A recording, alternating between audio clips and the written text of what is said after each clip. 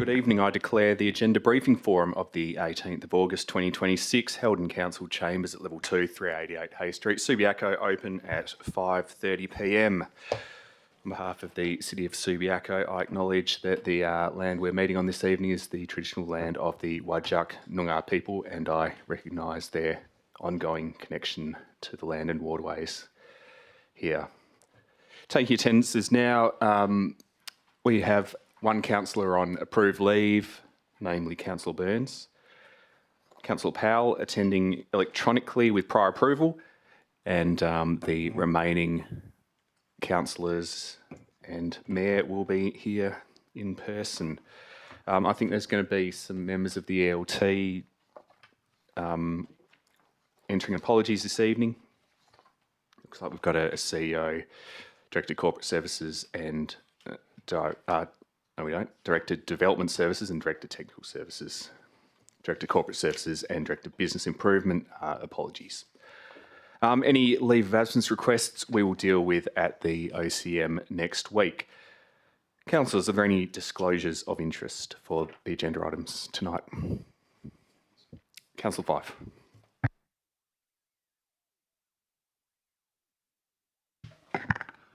I, Daniel Fife, wish to declare an interest in agenda item C1 to be considered by Council at its meeting on 18th of August 2026.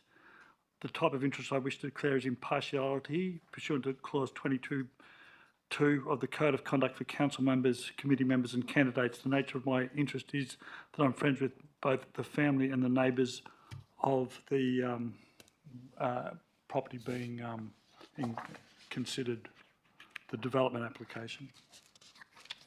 Thank you. Any other disclosures? Councillor O'Connor.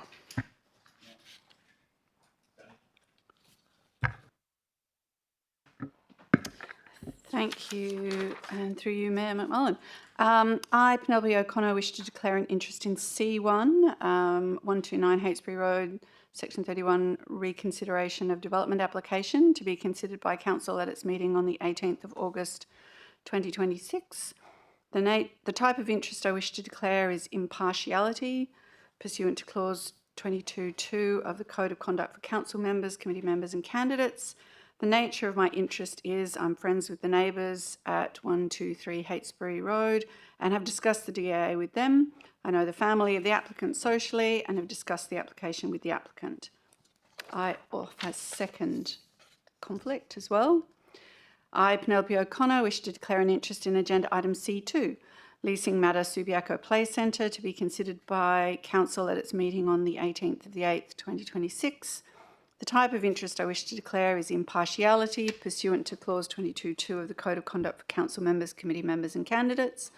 The nature of my interest is I'm an employee of the Department of Planning, Lands and Heritage, which manages Crown land. I have no responsibilities in relation to the management of Crown land. Thank you. Councillor Powell. Yes, thank you. I would also like to declare an impartiality interest.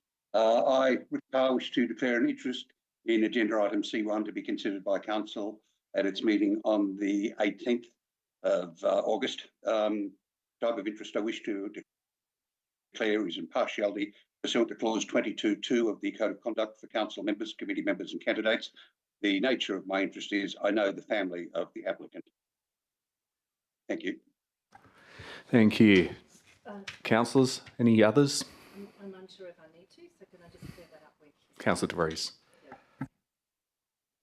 I, Rosemary De Vries, wish to declare an interest in item C1 to be considered by Council at its meeting on the 18th of the 8th, 2026. The type of interest I wish to declare is impartiality. The nature of my interest is I have had previous communication with the neighbours of 129 at 123 Heytesbury Road, although I am not friends with them. Thank you. I don't know. Do I need to? That's why I said no need. Done.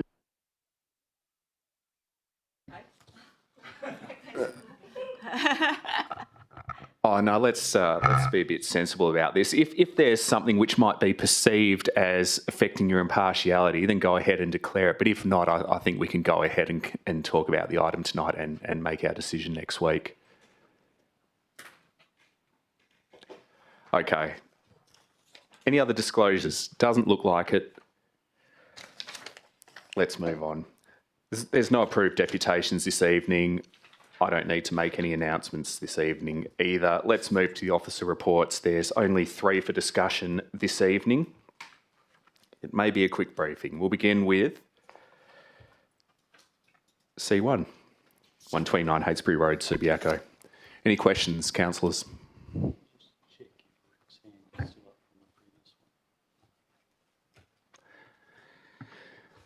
Councillor O'Connor.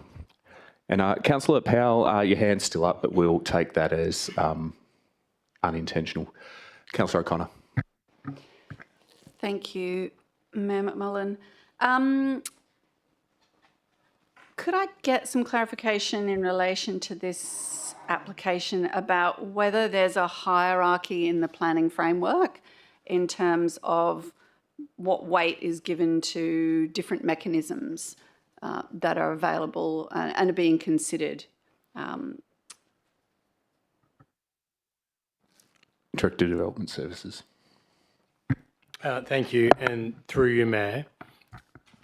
So generally the planning system does have a hierarchy, but it doesn't, there's not necessarily a hierarchy in the consideration of the application. And when I mean the planning system has a hierarchy, it's got an act, it's got regulations, it's got policies and so forth.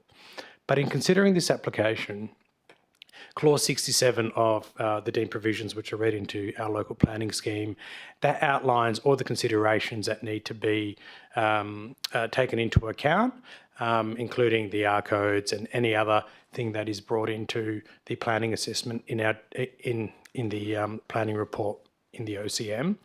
So all the heritage appropriation or heritage area does, it does 2 things. Firstly, it requires an application to be made, and this is not exempt from a planning approval. It also talks to delegations. But then what that heritage area does is brings in a set of heritage considerations which are particular to this property. So those heritage considerations that are brought in our local planning policies need to be considered with the same due regard that a decision maker would need to consider the objectives of our local planning scheme, the R codes and any other policies that apply. So everything has to be considered on its merit. There's nothing in the planning system which says you need to have more regard to one thing rather than another thing. However, in their decision making, I've been cut off, elected members can apply more weight to their own considerations. Thank you. Follow-up question, Councillor O'Connor. Thank you, and through you, Mayor McMullen. Sorry, just find my note here. The officer report notes the changes in the application compared to what was submitted previously are minor, very minor or minimal. As such, do they constitute material changes? That is, are they significant changes, either individually or collectively? Thank you. Director of Development Services. Thank you, and through you, Mayor. So through the SAP mediation process and the reconsideration, there's many instances where plans won't change at all, or the delineation on whether changes are substantial or not. It might go the other way. So, changes might be made that impact people's amenity, for example, in a different way. So it's best not to look at it as in the fact of whether these changes are substantial, because that's actually not a consideration in the development application.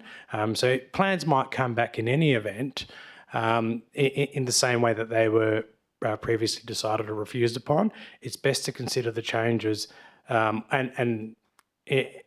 in the application in itself with the planning framework that applies. So it doesn't really matter whether changes were substantial, substantially better or worse, for example. The changes are minor, so I will answer the question in that respect, but they need to be considered not as changes rather than how they apply to the planning controls.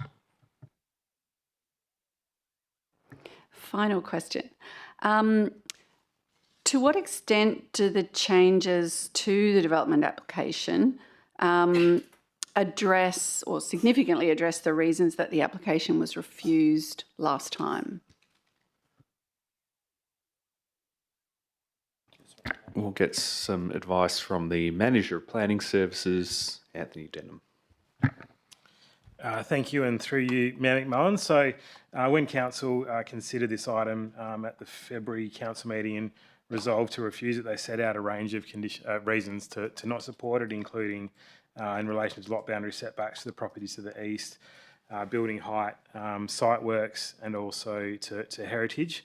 So as outlined in Table 1 of the officer's report, essentially the building height has been reduced, the lot boundary setback to the east has been increased. In terms of heritage, the amended proposal has been supported by the city's heritage coordinator, and site works, the floor level's been dropped as well, so it has responded to, I guess, all of the reasons for refusal. And ultimately, it's up to Council to be satisfied that those the amended plans have addressed those concerns. But the officer's recommendation is for approval. Any other questions? Councillor Fife. Thank you, and through you, Mayor. We had a workshop a couple of weeks ago where Joe Algieri spoke to us and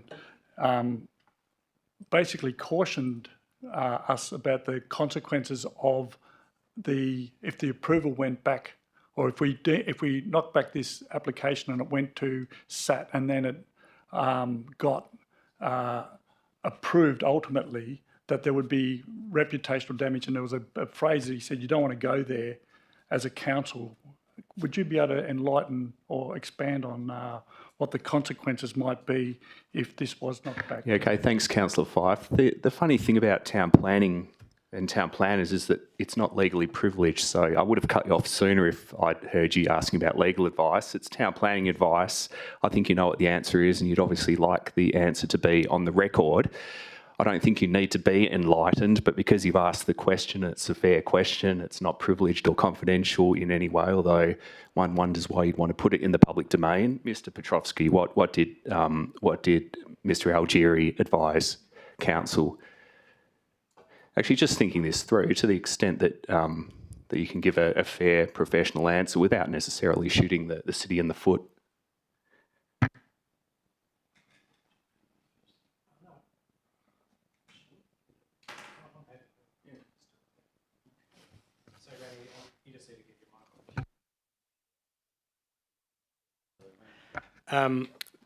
Thank you, and through you, Mayor. So officers' requirement is to provide elected members and council advice. So it's up to council on the resolution they make. And I'll terms the advice provided by the planning consultant in a more general sense. So it's that if there is a clear and significant detraction from one of your local planning schemes or local planning policies, then there is a substantial reason to make a decision, let's say for a refusal, for example, and then take that to a hearing. And a hearing can go either way.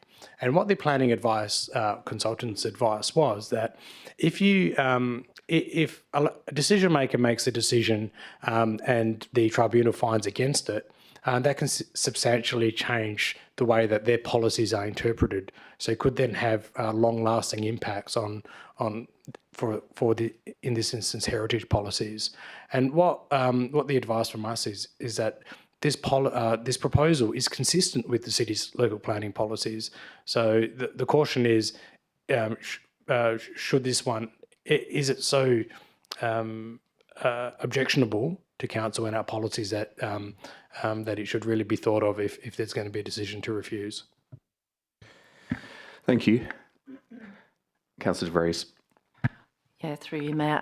Just in terms of that question relating to SAT, I'm gathering that the suggestion that we needed to listen to Mr. Algieri's advice is to suggest that SAT can be a risky business. But I'd just like to question, to kind of counter that suggestion, to say, have there been situations where the city... Councillor De Vries, you know why that flavour of questioning might make me press the button. It's because I think we're entering into debate tonight. If there is a legitimate question, please ask it. But I think obviously you asked the question to counter a point. But please, if you want to ask one. Yeah, sorry. Sorry for that, Mayor. Have we taken an issue to SAT in recent times and been successful? Thank you. Thank you. We've had limited applications go to the tribunal in my 8 years at the city. All the planning applications that we've had have been resolved through a mediation. So the City of Subiaco Council makes a decision based on additional information or additional plans. The only substantial item in my area are the heritage buildings on Hay Street. However, that's it's clearly a different thing. So the answer is most of them have been resolved through mediation. Mr. Petrovsky, Councillor Pine, you ask yours. Thank you. There are many items that are being assigned, being assessed against the design principle. I mean, we've got at least 3, 4, 6 of items are being assessed against design principle. Could you give us some advice on at what point in time something is not acceptable? Because there's multiple items that are being done against design principles, and how do you assess the cumulative impact of all of that in your assessment, as opposed to do it the other way, deemed compliant pathway, which is a little bit more prescriptive, I would say. Mr. Petrovsky. Thank you, Councillor Pine. So there are 3 elements being considered through a design principle assessment. So lot boundary setbacks, building heights and site works, as listed in our report. There are hundreds of elements in the art codes that need to be assessed. Notwithstanding that, my answer is if you have a deemed to comply house in the city of Subiaco, it's probably going to stand out like a sore thumb, and apologies for those who have a deemed to comply proposal.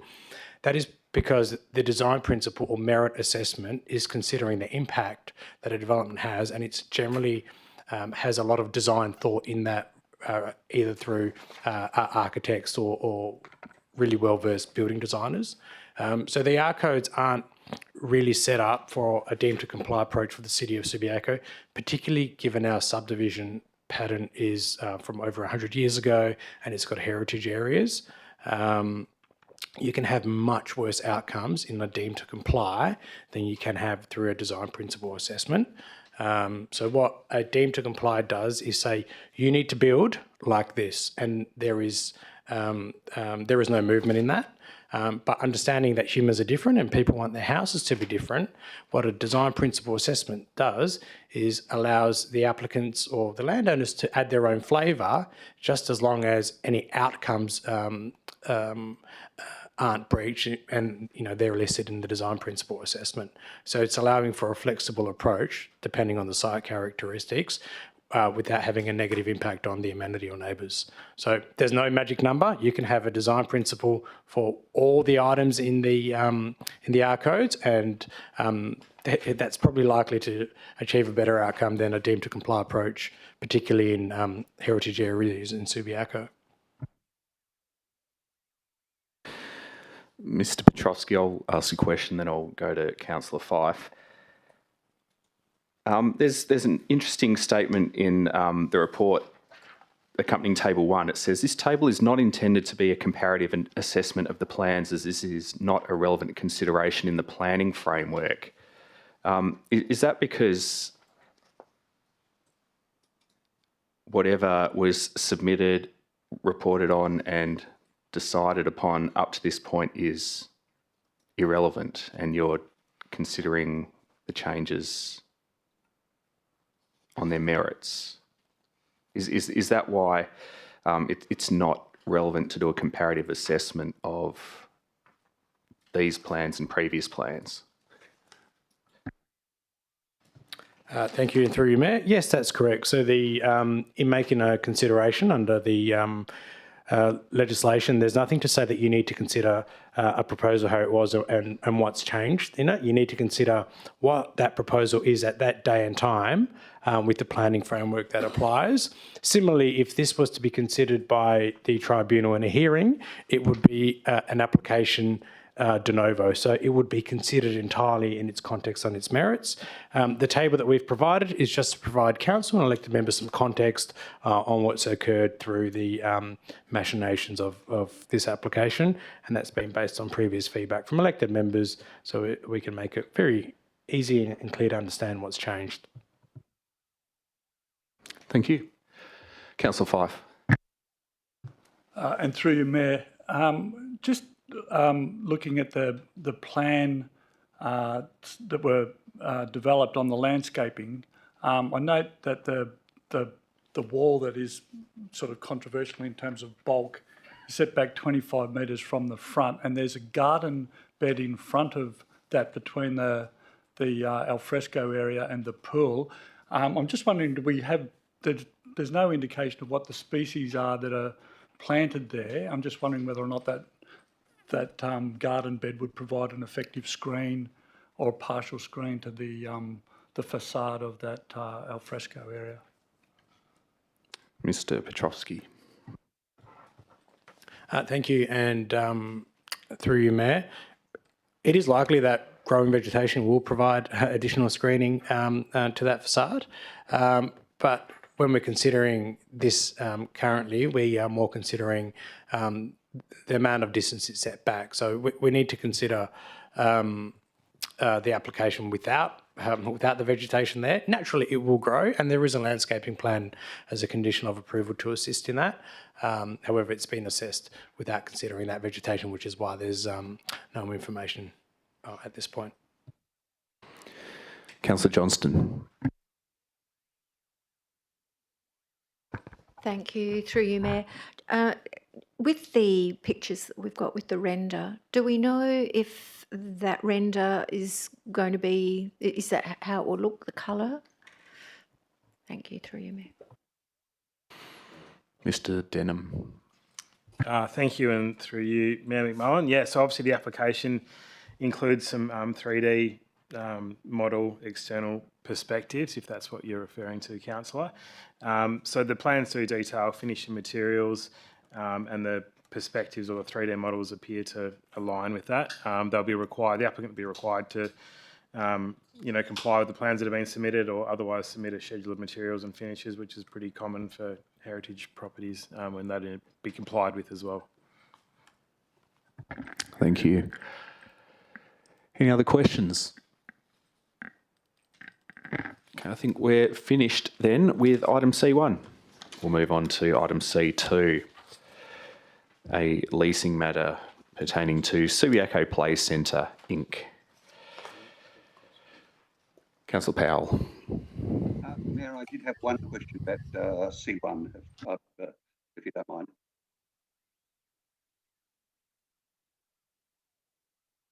Sure, let's go. Yeah. Councillor Powell, a question on C1. Yeah, sorry, look, I was waiting until most of the rest of the questions had gone through so I wouldn't double up.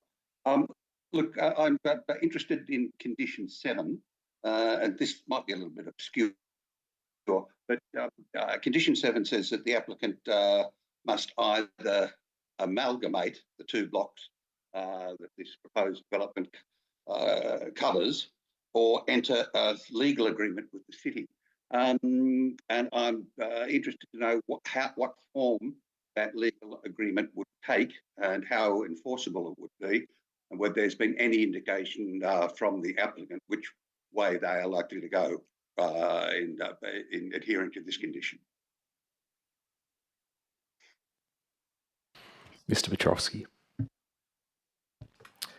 Thank you, and through you, Mayor. It's standard practice in planning that we try to tidy up any lot anomalies that are out there. So this is a very standard condition that we have. it doesn't really matter which way the applicants intend to go. It's a requirement. This is a long-standing requirement in planning applications, whether it's development applications or subdivisions. There's two different green title lots. It's to make sure that the buildings, which are going to be over lot boundaries, are considered in the future. Lots aren't sold off and all that sort of stuff. The recommendation and wording is from our lawyers. It's very consistent with how we've done things in the past and probably everywhere across Western Australia as well. So I don't see any objections from the landowners, and it'd be pretty difficult for them to sell half a house on a lot that's going over another title. So it's just a standard clean-up practice through the planning system because it allows you to do that through a development application. Just one small follow-up question. So would that be binding on any future owner of the property as well? Thank you, and through you, Mayor. Yeah, so it would remain binding, and that's why the city is a party to that agreement. It would only come into effect if this application is approved and it's acted upon as well. So if that doesn't occur and the house is not built, then that would fall away because there'll be no need for it. Thank you.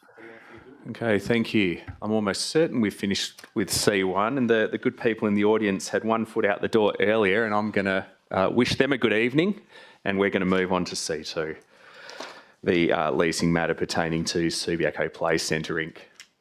Councillor Jones. Thank you, and through you, Mayor. Just one question. I'm interested in why the term for this is 3 years. I thought that normally these things would be for 5 years. Okay, the CEO is on the tools this evening. CEO. That's one question I didn't anticipate. Look, we can get back to you on that. I think generally what we've been trying to do across as new leases, because things do change, we've been trying to sort of keep them between that 3 and 5 year type arrangement. So, but I don't have the specific answer for you, which Joel will no doubt know. Any other questions? Councillor Pine? Through you, Mayor. Could you advise how the City of Subiaco measures the performance of leases at Peppercorn, please? Thank you. Yeah, through the chair. There isn't specific KPIs as, in relation to the performance. We do probably a biennial survey to get information from those with the social leases to understand the performance or otherwise of the manner in which they're using the property that they lease from us. But on occasion, we also drop in and see how they're going, etc. So there's a range of different ways. In this particular instance, we know that it's pretty heavily used in terms of bookings and those sorts of things, so from anecdotal feedback. But we do rely on each of the social tenants to provide us some information at least a couple of times a year in terms of the manner in which the lease as it sets out and the expectation for them to allow people access. And over time, we've sort of improved the requirements by which we ask of them, but they're certainly not onerous. So you just mentioned that you've received some data from that group. Would you be able to share that with us, please? So what I said is we do a survey every 2 years, and we include that information in the elected members information bulletin. The last one was December 2024, if I recall. Not all social tenants provide that information in relation to us on that survey. Councillor Powell.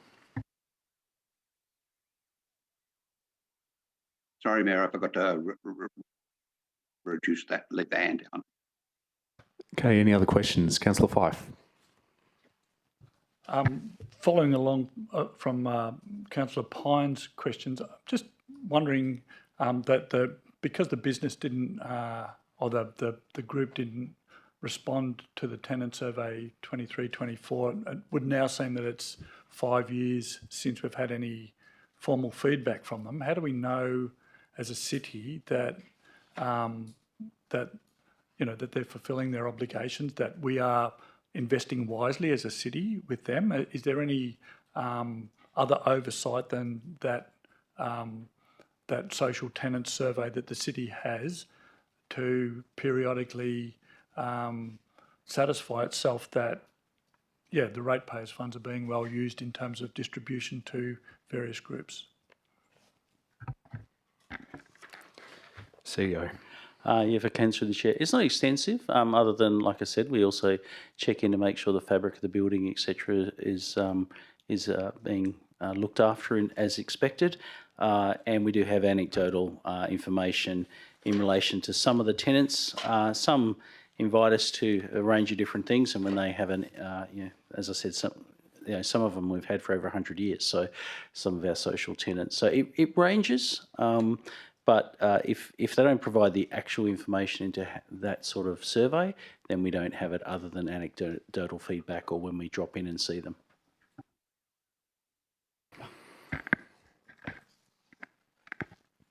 Director of Development Services. Thank you, and through you, Mayor.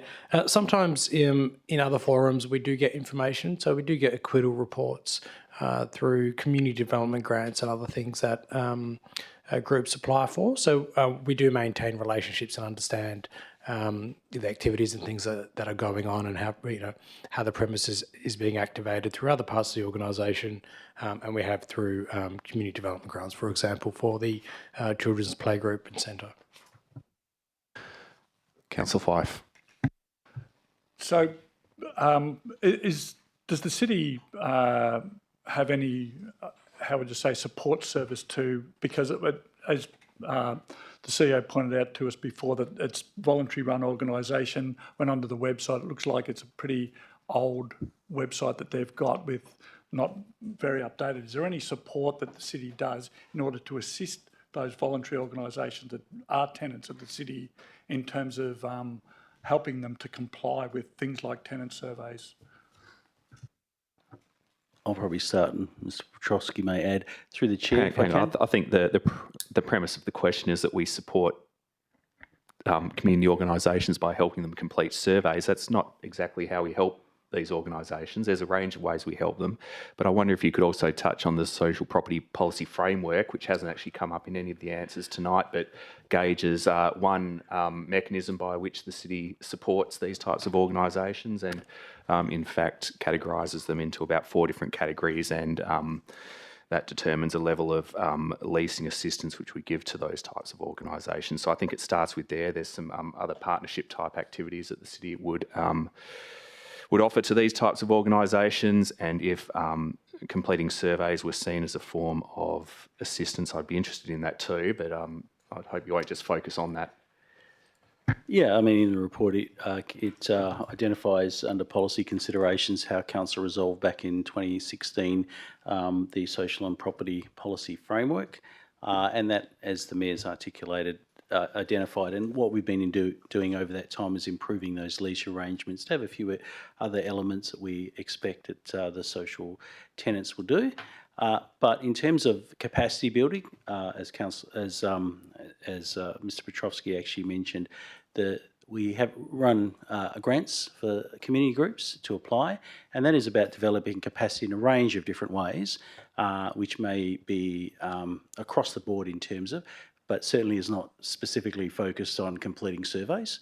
And as we know, community groups very much volunteer and rely on the capacity and amount of time volunteers have to be able to undertake the things that they need to do for the community. So it's been less of a focus, I suppose, in the past in terms of making sure that everybody completes the survey.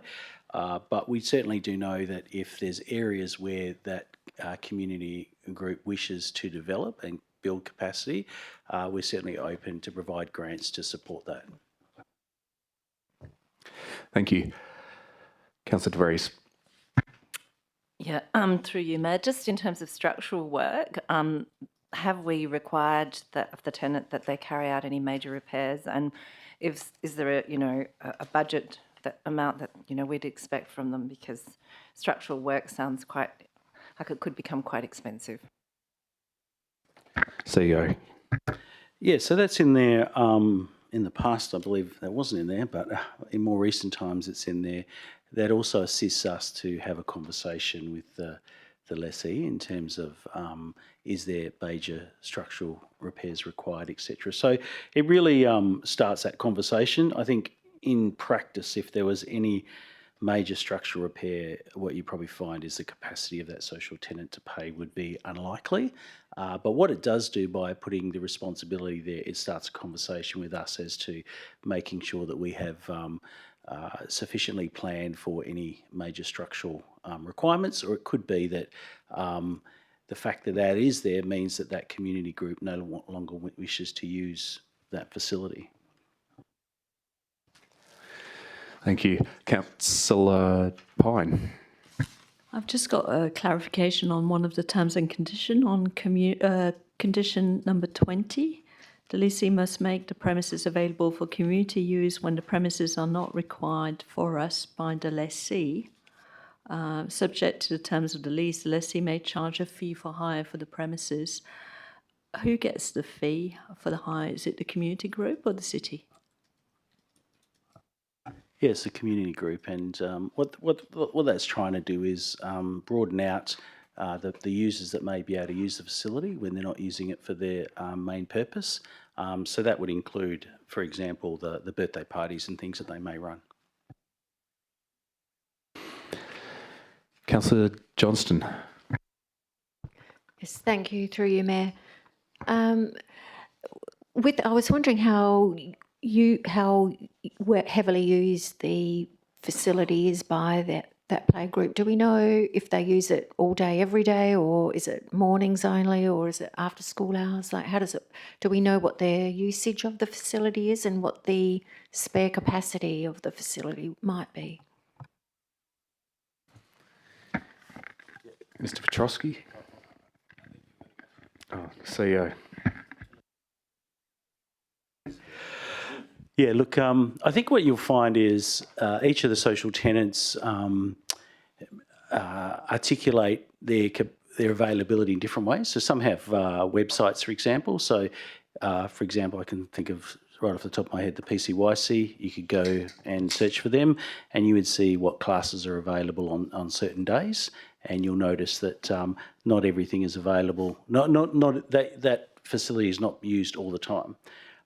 In this case, they're available, as has been handed me on the website, all year round, Monday to Friday, and it's a bookable service, and it's got a range of fees, but predominantly 9:30 on a Monday till 12, and then there are other spaces for different age groups. So if you have a look on their website, most of the social tenants where they have bookable type times would include the ability for people to be able to book it and when it's available.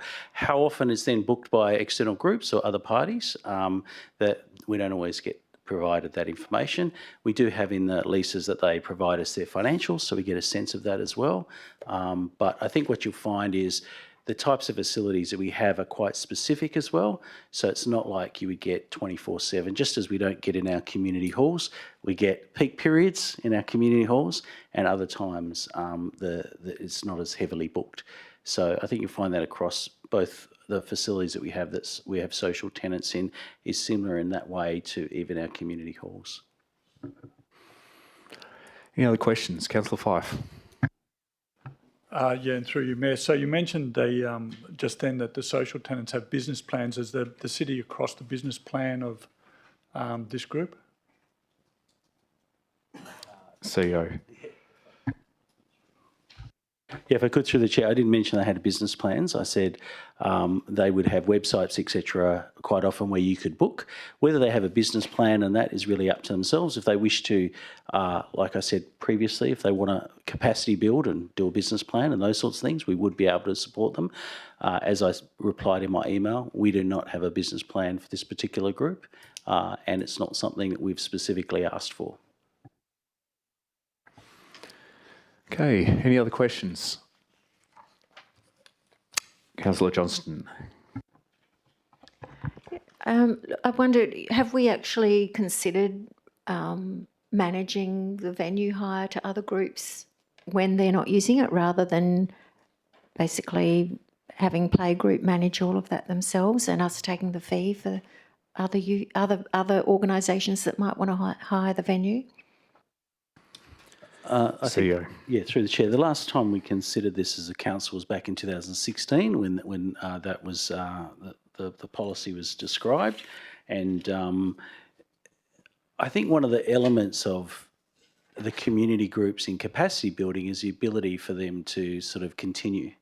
Okay, and the ability for them to continue is to be able to manage that property and book out time when they're not using it, etc. So, if we were to take that over, it would probably impact on the ability for these social tenants to be able to use the facility in any event, and it would put a lot more burden on the city to manage the bookings, etc. So, I mean, we already manage the bookings for the community halls, for example.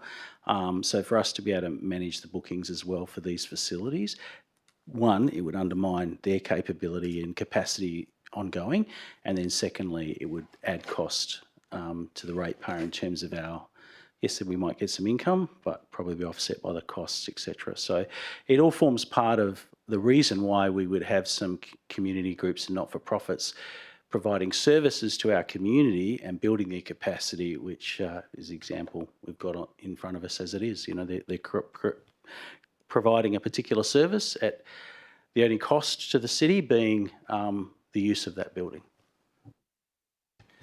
Thanks, CEO. Another follow-up, Councillor Johnston. Thank you. I'm just, I guess, having a look at their website. Thank you for directing me there. It looks as if they're generally using the facility each morning and it's available all afternoon.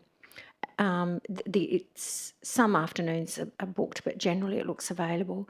And thinking of other community groups, not-for-profit groups that I know and am aware struggle to find regular space in Subi to hire, would we consider then entertaining a shared peppercorn lease to two community groups? Like the play group has it every morning and another group that's a community social enterprise group being able to use it at a peppercorn rent in the afternoon, and they would, come to some arrangement where they'd be sharing outgoings rather than play group taking all of, having to cover all of the outgoings. Some arrangement like that, would we entertain that? CEO, I'm not being disrespectful, but have you read the social property policy framework recently? And you're a busy man, you've got 200 staff, and if you needed to put these questions on notice, that would be okay, but I have. Yeah, okay. The question you're asking is, would it be preferable to have a licence rather than a lease? So under the policy framework that we've got, this categorises leases in a different way, and the lease for these social tenants relates to exclusive use. Okay, so that's the manner in which we're offering it. That's the manner we offered it back in the day, and until such time as that changes. It's changing now, so we could offer it in a different way. I think there's an expectation generally if they're performing reasonably well and providing the service to the community, and that generally that would be renewed. An example where things haven't been renewed is generally where things like the bowling club at the Palms, for example, cease to exist, and that's how we've got Patonk in the old bowling club site. So it's generally around that.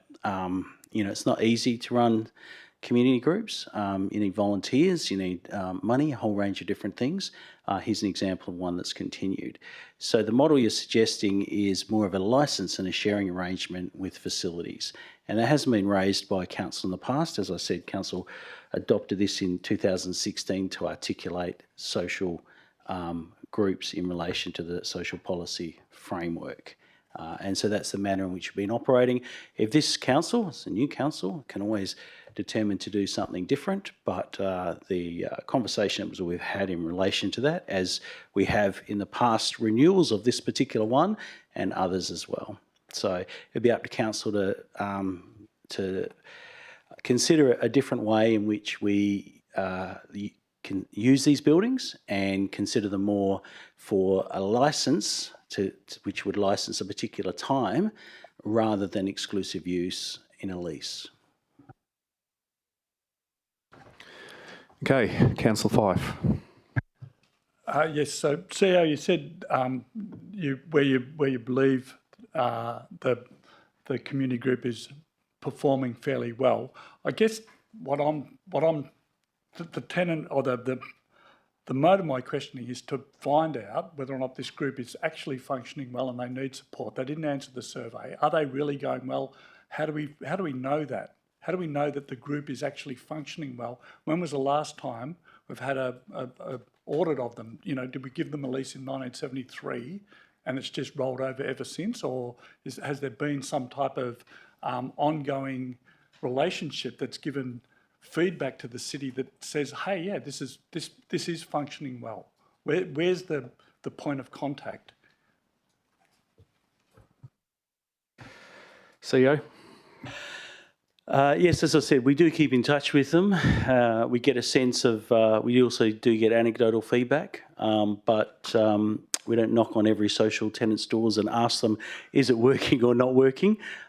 So from what our understanding is, this particular tenant is working quite well in relation to the way in which they use the facility. Okay, councillors. No further questions? Okay, good. Let's move on to C3. The financial statements and reports for the month ending 31 July 2026. There were some questions submitted earlier. Were they, I think they were answered? Yep. And in fact, thank you to everyone who submitted questions, and thank you for those answers, staff. Okay, well, it doesn't look like anyone's motioning to ask questions about C3. Okay, I will declare the agenda briefing forum closed at 6:17 p.m. Thanks, everyone.